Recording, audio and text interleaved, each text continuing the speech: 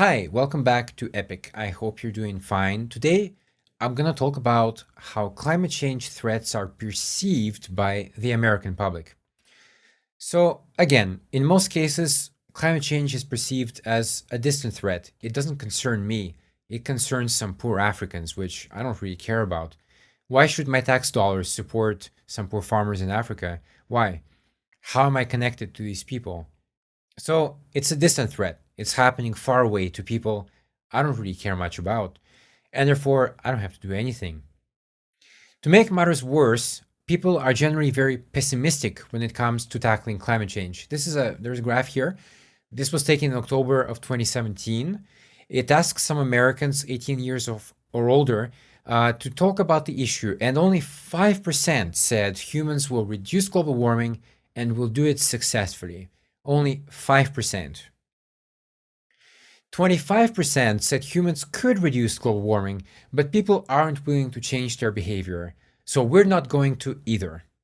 This is indeed a very common attitude. My neighbor is not going to change, so I'm not going to either. It's a very kind of rotten attitude, to be honest.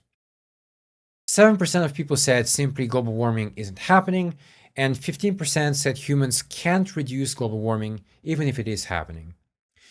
But the bulk of the group is this 48% here. This is people who said we could reduce global warming, but it's unclear at this point whether we will do what's necessary. And in my opinion, this is the one group we can appeal to because they understand the issue somewhat. We can talk about them. We can talk to them about the risks and solutions more. Lastly, I'd like to say that we are lacking activists in the field. As I mentioned before, we need more preachers of science now, perhaps more than ever. So please be an activist. And by activist, I don't mean someone who sits on the couch all day long and just reacts to Twitter and Facebook posts. No. Try to pressure your representatives. Attend some meetings where you're actually involved. Donate to companies and organizations that fight climate change. Because if we look at people who just say, okay, climate change is happening, then only 2% are activists. That's a very low percentage.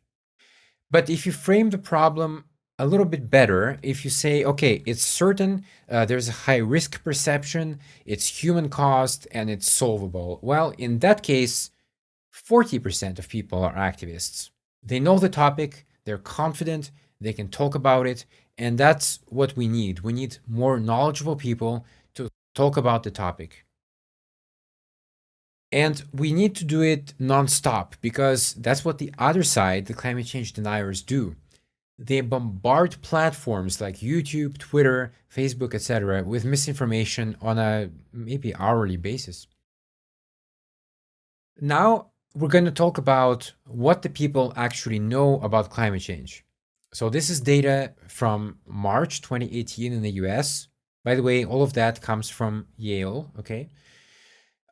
Three-quarters of people said it will increase global temperatures. About three-quarters said it's going to warm the oceans. And about the same percentage said glaciers, ice sheets, and sea ice are decreasing. 68% said chances of extreme weather events are increasing, but only 55% of people said that the oceans are becoming more acidic. So remember, all of these things are actually happening right now. And still, the best you can get is three-quarters of the population saying, yep, it's happening. And typically, people tend to overgeneralize the threats. They say climate change is everything, it's every problem in the world.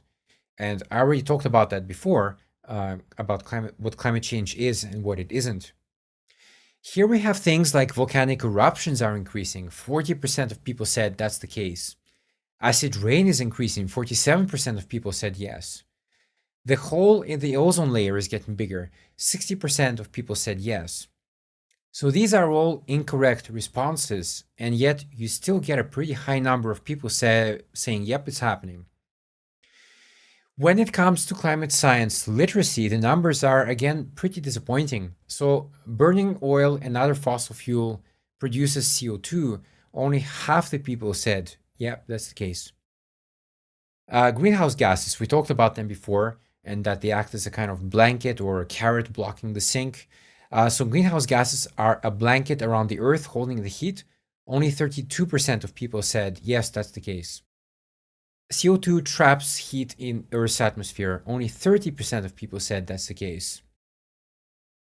And so, finally, let's talk about a bit about health. These are responses here. These are from 2014.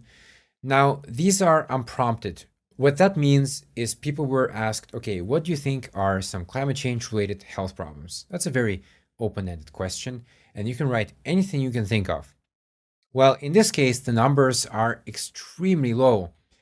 32% of people mentioned there are lung diseases like asthma, COPD, and respiratory problems. Then the numbers dropped drastically. 9% said skin diseases, including skin cancer, 8% said allergies, 7% said heat related illnesses like heat strokes, 6% said vector borne tropical and infectious diseases from mosquitoes, for example, and 5% said malnutrition and hunger. So, generally, people are unable to identify the causes if they're just asked out of the blue, what do you think the climate change problems are? And I would like to finish by talking about this table here. Now, these are prompted. So, for example, the question would be something like climate change is happening, it's getting hotter, there's depression, etc. So, name some effects now. People have heard problems mentioned in the question, so then they can reuse that in their answer. And here you see that the numbers jump. So, for example, 44% say air pollution, 39% say asthma and other lung diseases, 28% said depression, 26% said illnesses from food and water containing bacteria/virus. And just to briefly give you some idea here, when we talk about cancer, for example, now there is a research paper that was published in April 2015 by a group of Chinese scientists. And basically, they were trying to evaluate the association between traffic related air pollution and lung cancer in order to provide evidence for control of traffic related air pollution. Now, their conclusion was that the exposure to traffic related air pollution significantly increased the risk of lung cancer. And also related to cancer, there is a paper published in May 2020 by a group of American scientists. They looked at the impacts of Hurricane Harvey. So, Hurricane Harvey was a devastating Category 4 hurricane that made landfall on Texas and Louisiana in August of 2017, causing catastrophic flooding and many deaths. The research paper mentions that the hurricane was 3.5 times more likely to occur thanks to climate change. It inundated chemical plants, oil refineries, and Superfund sites that contained vast amounts of carcinogens, which were then released into the Houston community. Now, the half life of those carcinogens, such as dioxin, is up to 50 years. In addition to that, you also had, of course, massive wildfires, and wildfires release immense amounts of air pollutants known to cause cancer, such as particulate matter. These pollutants can also travel great distances and can degrade air quality for months. To finish off this part of the story, if you look at floods, for example, they also cause huge damage to the infrastructure. We're talking about loss of power, destruction of property, etc. It's true that in what we call first world countries, the buildings are generally resistant to damage. But in third world countries, they are often not. And so maybe a hospital just got completely wiped out, and then people have nowhere to go to get help. And we see today with COVID, what happened was there was a very limited amount of ICU beds, for example, in every country. And the sick patients filled the ICU beds pretty quickly. And that overwhelmed the healthcare systems. And then the rest of the people basically could not get the care that they need because it's simply not available. And I strongly believe that climate change will increase the risks of healthcare systems being overwhelmed in the future. Next time, we will talk about some key concepts which you commonly find in climate related science papers.